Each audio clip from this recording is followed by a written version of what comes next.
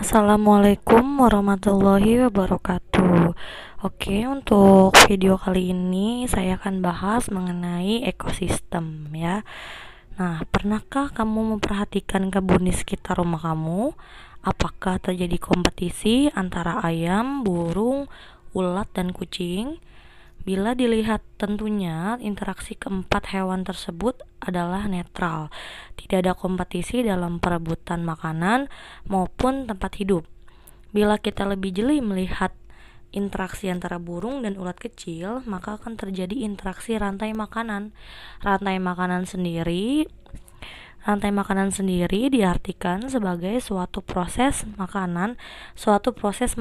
makan dan dimakannya dimulai dari produsen hingga pengurai.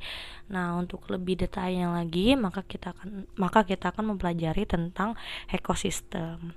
Mungkin materi ekosistem ini sudah tidak asing lagi ya. Kamu juga mungkin sudah mempelajarinya. Nah, di sini kita akan bahas lebih detailnya mengenai ekosistem.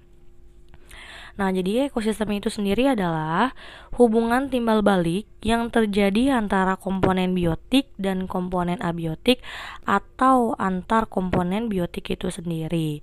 Nah, ilmu yang mempelajari ekosistem itu disebut dengan ekologi ya. Nah, ruang lingkup ekologi ini dapat digambarkan melalui spektrum biologi. Nah, yang pertama, yang paling terkecil itu dalam kehidupan makhluk hidup, yaitu ada yang disebut istilahnya protoplasma. Nah, jadi protoplasma ini adalah bagian hidup dari sebuah sel yang dikelilingi oleh membran plasma. Protoplasma sendiri terdiri dari campuran molekul kecil seperti ion, asam amino, monosakarida, dan air. Nah, yang kedua itu ada sel ya. Jadi kemudian bagian terkecilnya lagi itu disebut dengan sel. Jadi sel adalah bagian terkecil dari tubuh makhluk hidup, baik secara struktural maupun secara fungsional. Sel itu sendiri terdiri dari protoplasma dan inti yang terkandung dalam membran. Nah, bagian luarnya lagi atau bagian terbesarnya lagi itu ada jaringan. Jaringan adalah kumpulan sel yang memiliki bentuk dan fungsi yang sama. Misalnya yaitu ada jaringan epidermis, jaringan endodermis, dan jaringan dermis ya. Kemudian yang keempat yaitu adalah organ. Organ adalah kumpulan beberapa macam jaringan yang bekerja sama untuk melakukan tugas tertentu. Nah, misalnya ada paru-paru, jantung, ginjal. Nah, kemudian yang lebih besarnya lagi itu adalah sistem organ. Sistem organ adalah kerjasama antara struktur dan fungsi yang harmonis, seperti kerja antara mata dan telinga, antara mata dan tangan, dan antara hidung dengan tangan. Nah, yang keenam itu adalah organisme. Organisme itu adalah makhluk hidup yang terdiri dari banyak komponen yang saling terkait dan bekerja sama untuk mencapai tujuan bersama. Nah, contoh organisme ini adalah kita sendiri ya. Jadi individu makhluk hidup itu sendiri. Nah, tadi udah ada 6 yang sederhana. Jadi tubuh kita ini terdiri dari ada protoplasma, kemudian tersusun menjadi sel. Sel itu adalah bagian terkecil dan bagian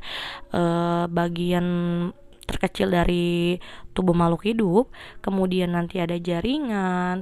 Nah, nanti jaringan itu berkumpul menjadi organ berkumpul menjadi sistem organ. Nah, kemudian membentuklah badan kita, yaitu adalah organisme ya. Jadi yang kompleksnya itu adalah tubuh manusia itu sendiri, atau istilahnya adalah organisme. Nah, kemudian di atas organisme, nah ini kan masih individu ya. Nah, kemudian ada istilahnya itu populasi. Nah, ini lebih besar lagi dibandingkan organisme. Populasi adalah kelompok organisme yang sejenis yang hidup dan beranak pada suatu daerah tertentu. Nah, misalnya populasi rusa di Pulau Jawa, atau populasi banteng di ujung kulon. Nah, kemudian selanjutnya ada dari populasi, ada yang lebih tingkat lebih tinggi lagi yaitu adalah komunitas. Komunitas adalah kumpulan berbagai populasi yang hidup di suatu waktu dan daerah tertentu yang saling berinteraksi dan mempengaruhi satu sama lain. Contohnya ada populasi ikan mas yang berinteraksi dengan populasi ikan mujair.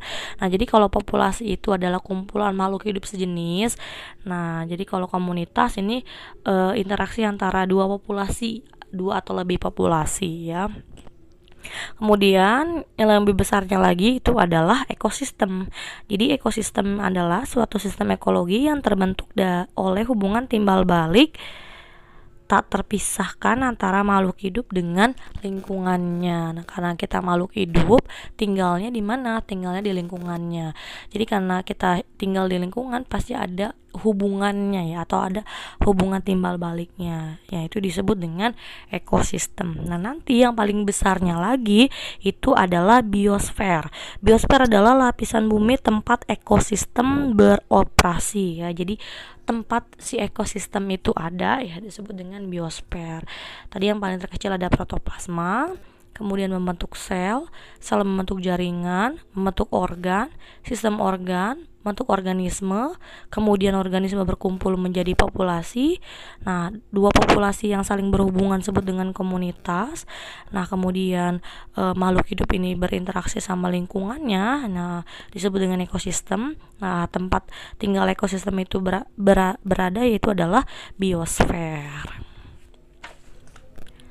Nah, lanjut, komponen penyusun ekosistem ini terdiri dari dua macam, yaitu ada komponen abiotik dan komponen biotik. Nah, biasanya secara singkatnya, kalau komponen biotik itu disebut dengan komponen yang hidup ya, atau makhluk hidupnya.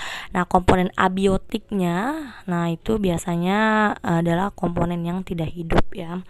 Oke, kita bahas dulu yang pertama yaitu adalah komponen abiotik. Komponen abiotik suatu ekosistem merupakan keadaan fisik dan kimia yang menyertai kehidupan organisme sebagai medium dan substrat kehidupan. Nah, komponen-komponen abiotik ini contohnya apa? Yang pertama yaitu ada tanah. Nah, yang kedua itu ada air, yang ketiga ada udara, suhu, cahaya, dan kelembaban. Nah, tanah itu apa? Tanah ini berperan penting bagi tumbuhan, hewan, dan manusia. Jadi tanah ini adalah tempat kita tinggal ya. Jadi sebagai tempat tumbuh dan hidupnya tanaman, melakukan aktivitas kehidupan, tempat berlindungnya hewan tertentu seperti tikus dan serangga, serta sebagai sumber nutrisi bagi tanaman. Nah, yang kedua yaitu adalah air. Air ini sangat diperlukan oleh organisme dalam jumlah yang sesuai dengan kebutuhannya. Nah, jadi kalau misalnya tidak ada air, makhluk hidup ini tidak bisa hidup ya. Jadi salah satu sumber kehidupan ini adalah air ya.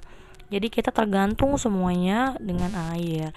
Nah, bukan cuma manusia, tumbuhan juga sama, begitupun dengan hewan. Oke, yang ketiga yaitu adalah udara. Nah, udara juga sama ya, sangat penting juga untuk kehidupan organisme. Jadi kalau tidak ada udara, kita juga tidak bisa bernapas. Kalau kita tidak bisa bernapas, kita tidak akan bisa bertahan hidup. Nah, misalnya kayak manusia dan hewan, kita memerlukan udara, memerlukan gas oksigen untuk kita hirup. Nah, kita akan mengeluarkan karbon dioksida yang akan dihirup oleh tanaman atau tumbuhan. Terus yang keempat yaitu adalah suhu. Suhu adalah derajat energi panas yang bersumber dari radiasi matahari. Nah, suhu di sini juga sangat mempengaruhi kehidupan makhluk hidup. Jadi, kalau untuk manusia sendiri, kita tidak bisa hidup di suhu yang ekstrim ya, suhu yang terlalu panas ataupun terlalu dingin. Begitupun dengan tumbuhan dan dengan hewan. Apalagi tumbuhan sangat sensitif sekali. Nah, jadi dia tidak bisa hidup dengan suhu yang tinggi atau suhu yang terlalu rendah.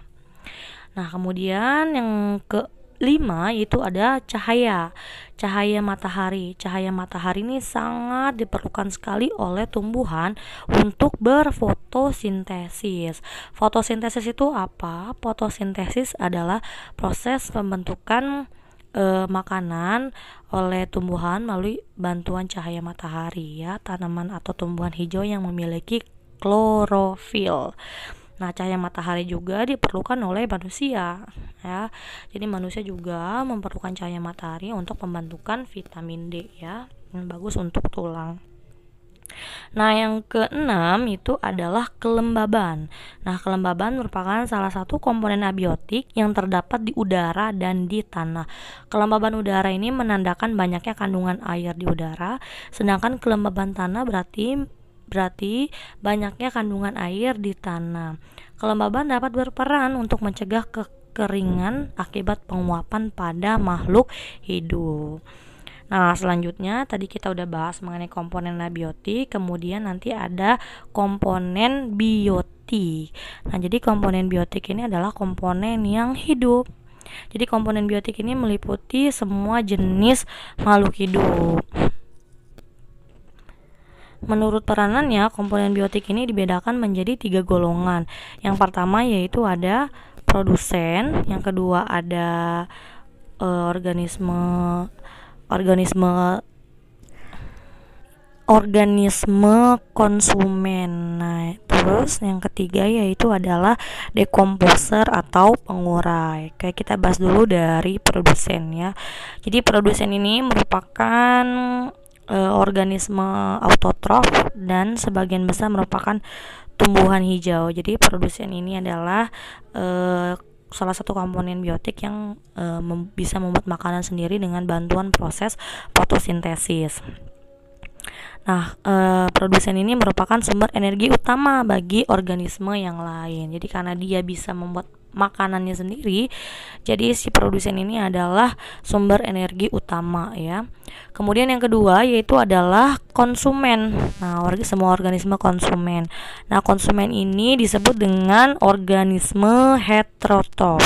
Kalau tadi produsen autotrof, kalau konsumen disebut dengan heterotrof, artinya tidak dapat menyintesis makanannya sendiri, tidak dapat membuat makanannya sendiri, jadi harus dari bantuan produsen. Nah, untuk organisme konsumen ini dibedakan lagi menjadi 3. Yang pertama yaitu adalah karnivora, yang kedua yaitu ada herbivora, nah yang ketiga itu adalah omnivora. Kalau karnivora sendiri itu adalah pemakan daging, kemudian herbivora itu adalah pemakan tumbuhan, yang ketiga itu omnivora yaitu pemakan tumbuhan dan pemakan daging. Nah, yang terakhir nanti pada puncak piramida ekologi itu adalah dekomposer atau pengurai. Jadi pengurai ini mampu merombak sisa produk organisme hidup dan organisme yang mati atau bangkai. Adanya pengurai ini memungkinkan zat-zat organik yang kompleks terurai menjadi zat-zat yang lebih sederhana. Nanti si pengurai ini akan menguraikan zat-zat organik, kemudian nanti akan diolah oleh produsen sebagai makanannya.